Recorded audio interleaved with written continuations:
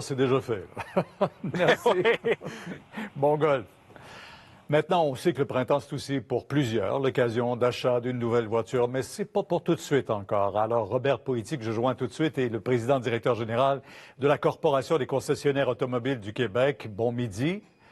Hey, bon midi à vous. On sent qu'il y a un peu d'impatience chez les acheteurs et aussi chez les concessionnaires.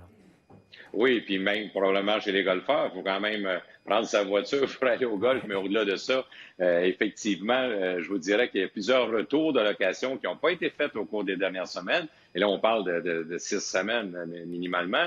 Et il y a des impacts évidemment importants. Le printemps, vous le savez, est une période pour l'ensemble des Québécois où il y a des changements de véhicules. Actuellement, les concessionnaires ont beaucoup de véhicules en inventaire.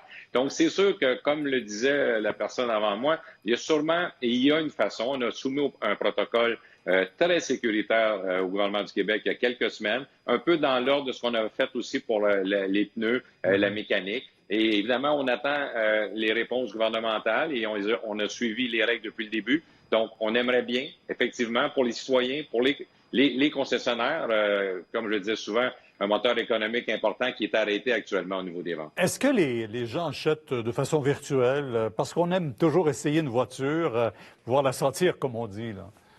Oui, bien, vous avez raison, mais en amont de ça, peut-être qu'aujourd'hui, les gens ont obtenu davantage d'informations, évidemment, sur les différentes plateformes des concessionnaires, voir les véhicules, les options, les prix. Alors, donc, il y a peut-être une meilleure connaissance du véhicule d'une certaine façon qui sera faite durant cette période-là. Et après ça, bien, évidemment, c'est certain, vous avez raison, que de conduire le véhicule, de le voir, c'est l'étape importante. C'est pourquoi on veut que les gens reviennent aux concessionnaires, mais dans un cadre, comme le disait aussi le prédécesseur, sécuritaire pour les consommateurs, nos clients, mais aussi pour nos employés, parce que ces conseillers techniques-là aussi doivent être protégés. Donc, on pense que c'est possible. On a fait un document qui est, à mon avis, très sérieux. Notre document sur la mécanique et les entretiens est utilisé aux États-Unis par 16 000 concessionnaires, est utilisé au Mexique actuellement, donc certaines provinces du Canada. Donc, je pense qu'on a fait un exercice sérieux et qu'on est prêt à recevoir les consommateurs. Oui, pas facile pour l'industrie automobile. On sait qu'aux États-Unis, bon, les constructeurs ont été réquisitionnés pour faire ou des respirateurs ou d'autres choses. Pour plusieurs, est-ce que vous craignez que des concessionnaires chez nous ne passeront pas à travers? Oui, actuellement, sur le plan économique, je vous dirais que certains concessionnaires, c'est lorsqu'on parle des frais fixes, mais on parle aussi du poids des inventaires. Je prends un exemple dans la région de Québec où je parlais justement avec un propriétaire qui a 4 concessions. Vous savez, il y a certains groupes. Oui. Lui, en fait, il y a 30 millions d'inventaires sur ses terrains.